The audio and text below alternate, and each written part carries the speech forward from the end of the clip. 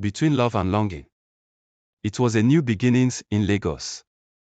Eric and Natasha stood on the balcony of their modest apartment in Lagos, the city's skyline stretching out before them like a promise. The air was thick with the scent of street food and the hum of traffic, a symphony of life that seemed to pulse with opportunity. They had left their small town behind, trading familiarity for the promise of a brighter future. Eric had secured a job at a reputable tech firm, while Natasha, with her degree in marketing, was determined to make her mark in the bustling city. They were newlyweds, their love still fresh and untested, and Lagos was their canvas. But the city, with its relentless pace and unyielding demands, quickly began to wear them down. Eric's job required long hours, often stretching late into the night. He would return home exhausted, his shoulders heavy with the weight of deadlines and expectations. Natasha, too, found herself swallowed by the grind. Her days were a blur of interviews and rejections, each one chipping away at her confidence. The financial strain was palpable, their savings dwindled as they struggled to keep up with the cost of living in the city. What had once been a shared dream now felt like a burden, and the distance between them grew with each passing day. One evening, after yet another silent dinner, Natasha broke the silence. "Eric, we need to talk." Her voice was soft but firm, a contrast to the tension that hung in the air. He looked up from his plate, his eyes tired but attentive. "I feel like we're drifting apart," she continued. "We are so caught up in surviving that we've forgotten how to live. How to be us." Eric sighed, running a hand through his hair. "I know, Nat. I feel it too. But what can we do? We're barely keeping our heads above water as it is." Natasha reached across the table, her hand covering his. "We need to find a way to reconnect.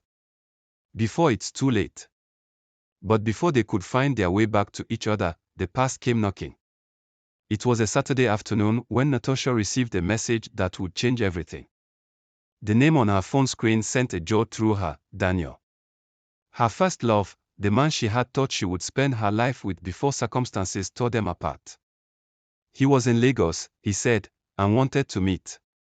Natasha's heart raced as she read his words, memories flooding back of a time when life had felt simpler, when love had felt effortless.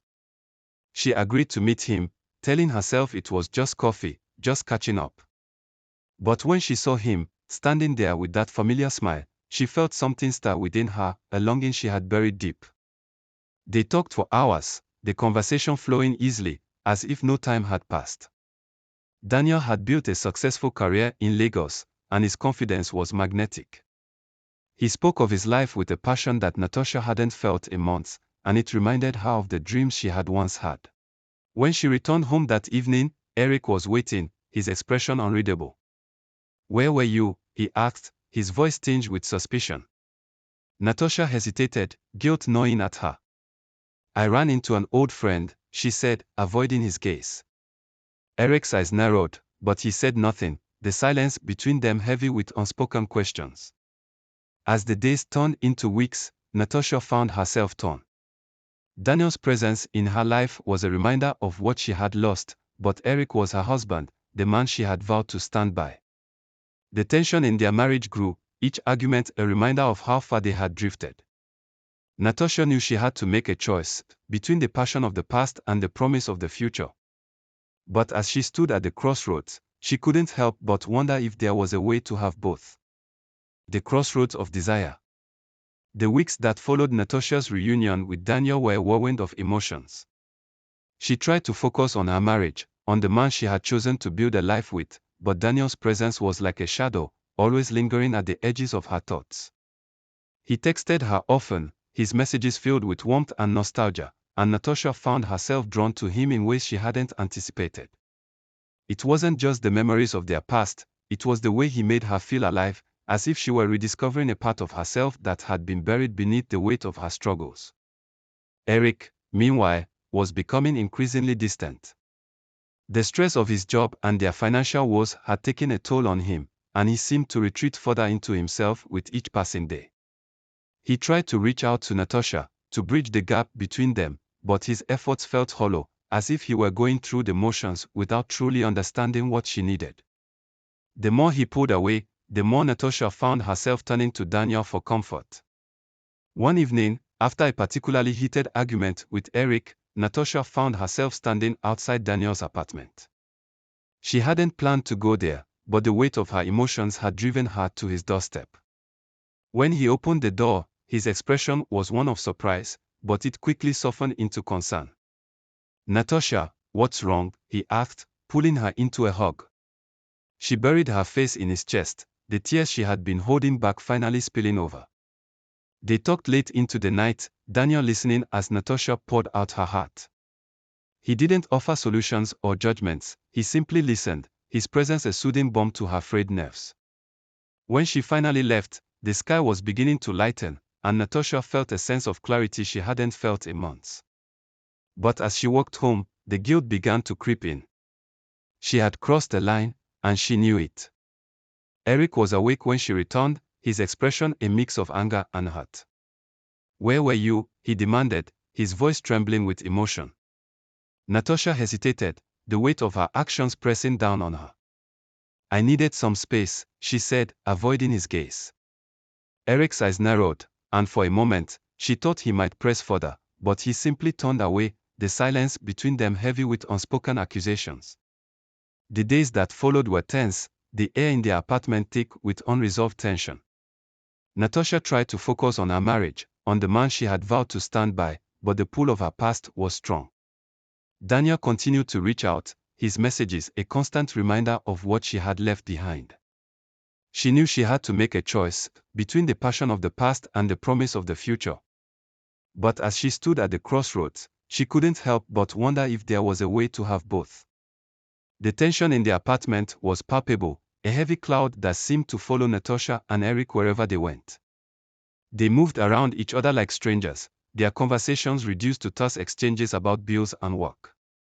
Natasha could feel the distance between them growing, a chasm that seemed impossible to bridge. She knew she had to make a decision, but the weight of it was almost too much to bear. One evening, after another silent dinner, Eric finally broke the silence. "Natasha, we can't keep going like this," he said, his voice tinged with desperation. "I feel like I'm losing you." Natasha looked up, her heart aching at the pain in his eyes. "I don't want to lose you either," she whispered, her voice trembling. "But I don't know how to fix this." Eric reached across the table, his hand covering hers. "We have to try," he said. "We owe it to ourselves, to our marriage." Natasha nodded, tears welling in her eyes. She knew he was right, but the pull of her past was still strong. That night, as she lay in bed, she made a decision. She would meet Daniel one last time, to say goodbye. She owed him that much, and she owed it to herself to close that chapter of her life. The next day, she texted Daniel, asking him to meet her at a quiet cafe. When she arrived, he was already there, his expression one of concern. "Natasha, what's going on?" he asked as she sat down. She took a deep breath, her heart pounding in her chest. "Daniel, I can't do this anymore," she said, her voice steadied despite the turmoil inside her. "I love Eric, and I want to make our marriage work. But I can't do that if I'm still holding on to the past." Daniel's expression softened, and he reached across the table, taking her hand in his.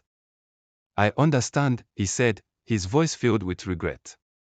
"I never wanted to come between you and Eric. I just wanted you to be happy."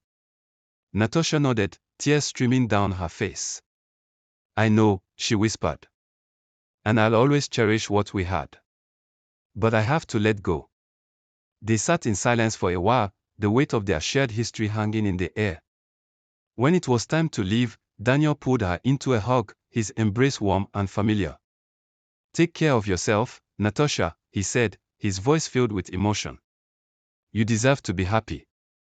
Natasha nodded, her heart aching as she walked away. When she returned home, Eric was waiting for her, his expression one of cautious hope. "How did it go?" he asked, his voice tinged with uncertainty. Natasha took a deep breath, her heart swelling with love for the man she had chosen to spend her life with. "It's over," she said, her voice steady. "I'm ready to focus on us, on our future." Eric's eyes filled with tears, and he pulled her into a tight embrace. I love you, Natasha, he whispered. And I'm ready to fight for us. The end. Thank you for watching. Please subscribe to my channel for more African folktale stories.